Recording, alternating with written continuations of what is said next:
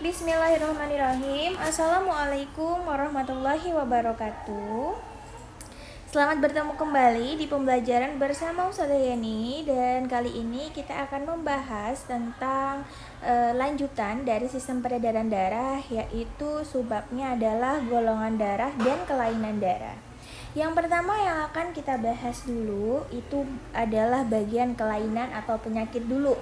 Jadi silahkan diambil dulu buku tulisnya atau buku catatannya biar bisa menambah catatan, karena tidak semuanya itu ada di PPT ini ya, atau di media pembelajaran ini. Jadi nanti bisa ditambahkan keterangannya gitu di sampingnya gitu ya teman-teman. Sudah siap? Sudah disediakan semuanya buku catatannya? Baik, jika sudah langsung saja kita mulai.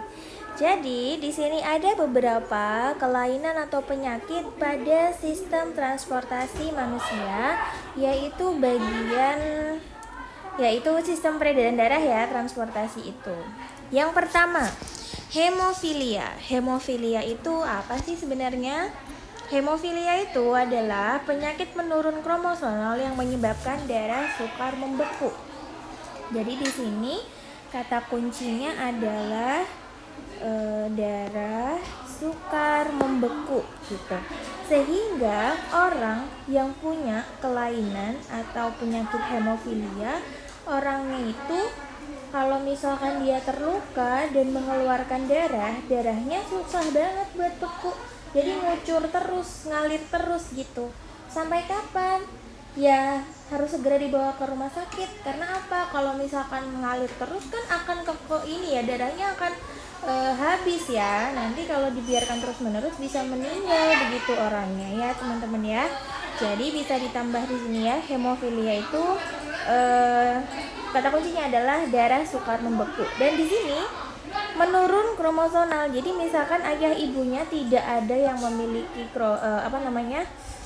hemofilia gitu, ayah ibunya misalkan normal-normal saja, maka anaknya tidak mungkin memiliki hemofilia gitu. Jadi ini menurun kromosomal.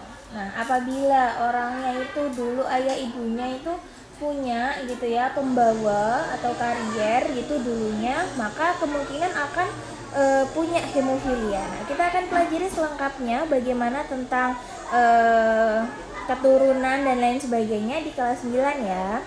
Oke, kita lanjut yang kedua nih. Sekarang adalah bagian talasemia.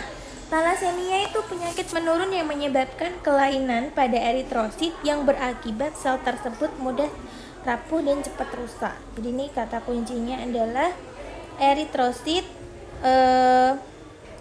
mudah rapuh dan cepat rusak. Teman-teman, eritrosit masih ingat gak apa? Eritrosit itu adalah sel darah merah. Sel darah merah pada orang yang normal itu tuh berusia sekitar 120 hari, atau bisa kita simpulin sekitar 4 bulan. Nah, orang yang memiliki talasemia itu belum waktunya 4 bulan, itu tuh sel darah merahnya sudah rusak gitu, cepat rapuh gitu. Jadi harus regenerasinya tuh lebih cepat daripada orang yang normal biasanya. Nah, jika regenerasi itu tidak diimbangi dengan baik, maka sel darah merahnya kan kurang ya, sehingga untuk mengikat oksigen dan lain sebagainya juga kurang gitu. Lanjut yang nomor 3 nih sekarang, yaitu anemia. Anemia itu jumlah eritrosit terlalu sedikit sehingga tubuh kekurangan oksigen. Anemia ini sering banget ya muncul di iklan di TV gitu ya. Anemia gitu ya, jumlah eritrositnya terlalu sedikit sehingga yang ngangkut oksigen itu tuh juga sedikit, sehingga tubuhnya akan kekurangan oksigen gitu ya. Lanjut nomor 4, leukositosis. Leukositosis itu adalah jumlah leukosit yang terlalu banyak. Dengan jumlah leukosit atau sel darah putih yang terlalu banyak, sel darah putih itu fungsinya apa ya teman-teman sebelumnya? Dia berjihad melawan kuman atau bakteri gitu. Tapi kalau misalkan dia terlalu banyak jumlahnya, maka yang diperangi gitu ya, yang makan itu bukan hanya kuman tapi juga hal-hal yang baik yang ada di dalam tubuh kita gitu. Leukositosis itu disebut juga dengan leukemia atau kanker darah, sehingga orang yang punya leukositosis itu harus sering-sering cuci darah gitu. Lanjut nomor 5, leukopenia, yaitu jumlah leukositnya terlalu sedikit. Nah, kalau terlalu sedikit orangnya pasti akan gampang sakit karena yang memerangi kuman dan bakteri gak ada gitu ya. Ya ada sih tapi kurang gitu. Kalau hipertensi sama hipotensi ini saling berkebalikan ya. Kalau hipertensi itu tekanan darahnya dia tinggi, sedangkan kalau hipotensi itu tekanan darahnya dia rendah gitu. Jadi balikannya. Yang tekanan di sini beda ya sama jumlah. Bukan jumlah darahnya yang sedikit atau banyak, tapi melainkan tekanannya. Setiap darah yang mengalir pasti kan punya tekanan sih. Nah, di sini nih tekanannya tuh dia ada yang tinggi, ada yang rendah. Nah, kalau yang tinggi itu hipertensi, kalau rendah itu tekanan darah rendah itu hipotensi gitu. Lanjut sekarang arteriosklerosis sama aterosklerosis. Arterio sama atero, bedanya apa? Kalau arterio itu adalah pengerasan pembuluh arteri karena tumpukan kapur di dinding arteri. Jadi di dinding arterinya tuh ada tumpukan kapur. Kita ingat ya bahwa arteri itu semacam paralon gitu ya, atau sedotan gitu ya. Jadi kayak jalannya, kayak tempat atau tabung untuk jalannya si darah itu gitu.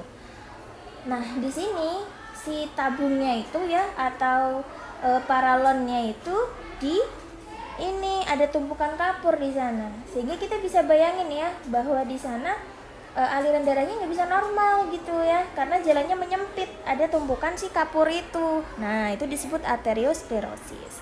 Kalau atero itu yang pengerasan pembuluh arteri karena tumpukan lemak. Jadi kalau yang tadi kapur sekarang lemak gitu. Ya sama ya, mengalami penyempitan juga. Bahkan kalau semakin lama maka nggak bisa ngalir ya, kalau penyempitannya terlalu sempit gitu nggak bisa ngalir gitu lama-lama. Oke, itu ya bedanya arteriosklerosis sama aterosklerosis. Lanjut teman-teman, kita ke varises dan wasir. Varises itu pelebaran pembuluh darah vena di kaki. Ya, di sini coba kita cari gambarnya. Bukan teman-teman, sebentar. Saya cari gambarnya apa ya? Varises. Nah, seperti ini. Ini adalah gambar kaki orang yang varises. Biasanya dialami oleh orang-orang yang sudah tua. Nah, seperti ini. Jadi pembuluh darah venanya dia mengalami pelebaran sehingga muncul seperti ini ya ke permukaan kulit. Ini namanya varises. Sedangkan kalau wasir itu pelebaran pembuluh darah vena pada rektum. Kita ingat ya dulu, kita lihat gambar rektum. Ya, rektum. Kita cari rektum ya teman-teman. Nah, di rektum ini kan gambar sistem pencernaan manusia ya. Rektum itu yang warna pink ini. Nah, di rektum itu adalah saluran memanjang yang menuju ke anus gitu. Kita tahu bahwa usus besar itu kan tempatnya pup ya, tempatnya pup. Nah, orang yang punya wasir itu rektumnya itu di daerah rektum itu venanya tuh membesar. Bahkan kayak ada benjolan gitu teman-teman. Kalau digambarin itu seperti ini.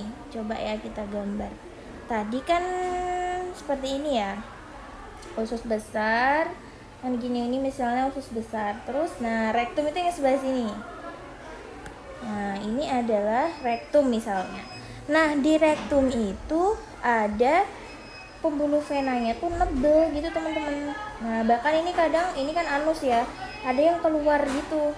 Biasanya dialami oleh orang-orang yang kegemukan, terus kelamaan duduk, terus habis itu orang yang hamil gitu juga pernah ada yang penyebab dari ini apa namanya wasir gitu. Nah ini orang kalau misalkan punya wasir, ini kan usus besar kan tempatnya pup ya. Nah tempatnya pup, misal pup itu mau keluar melewati si rektum ini teman-teman, maka itu rasanya akan sakit sekali. Kalau dia si atau pupnya itu menyentuh si wasir ini, maka pas pup itu rasanya sakit sekali gitu teman-teman, katanya sih ya. Saya ini juga nggak mau ya punya sakit seperti ini. Oke. Nah, lanjut yang terakhir yaitu jantung koroner. Penyakit jantung yang disebabkan oleh tersumbatnya arteri koroner, yaitu pembuluh darah yang menyuplai ke jantung. Jadi biasanya ini tuh dialami oleh orang-orang yang perokok kayak gitu teman-teman. Ya, jadi jantung koroner itu gitu. Nah, sekarang kita lanjut ke golongan darah manusia. Golongan darah manusia dibagi menjadi 4, yaitu golongan darah A, golongan darah B, golongan darah AB, dan O. Ya, nah di sini bedanya golongan darah ini apa saja sih bedanya, ciri-cirinya gitu ya. Nah, setiap golongan darah itu tuh memiliki antigen dan antibodi. Ini ada di sel darah merah atau eritrosit ya. Antigen itu ada di sel darah merah. Kalau antibodi itu ada di plasma darah, teman-teman. Ada di plasma darah. Nah, untuk orang yang memiliki golongan darah A, dia itu pada eritrositnya ada antigen dengan jenis A, dan pada plasma darahnya ada antibodi dengan jenis beta ya, beta ya, ini tuh namanya beta. Kalau kayak ikan ini alfa namanya ya. Oke. Nah, selanjutnya golongan darah B. Golongan darah B di sel darah merahnya terdapat antigen B jenis B, dan pada antibodinya ada antibodi jenis alfa. Gitu. Itu bedanya. Loh, kenapa Ustazah tidak disamain aja biar mudah hafalnya? Kalau golongan darah A, antigennya A, antibodinya juga A gitu. Kalau sama seperti itu teman-teman, akan terjadi yang namanya aglutinasi. Masih ingat gak aglutinasi apa? Aglutinasi adalah penggumpalan ya. Jadi akan terjadi penggumpalan di sini. Terjadi penggumpalan apabila bagaimana? Apabila antigen jenis A bertemu dengan antibodi jenis alfa, maka akan terjadi penggumpalan darah gitu.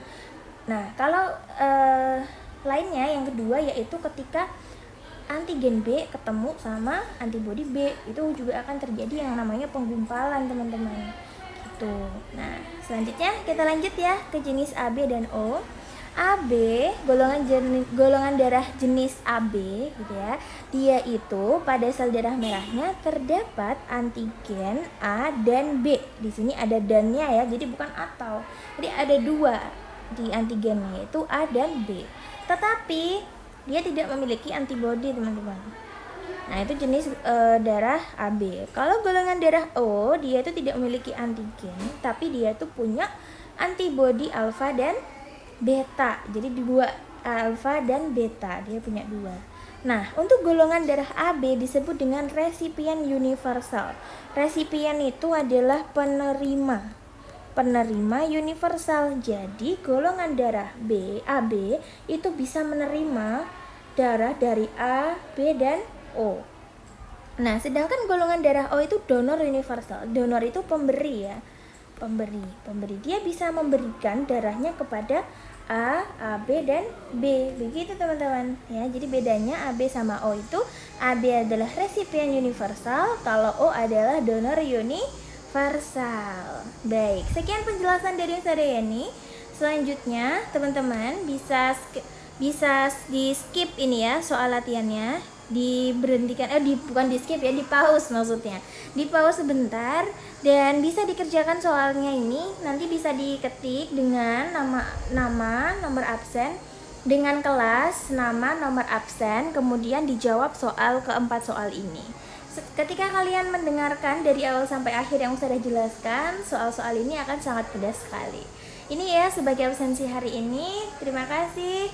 Semoga bermanfaat. Sampai bertemu lagi di pembelajaran berikutnya. Wassalamualaikum warahmatullahi wabarakatuh.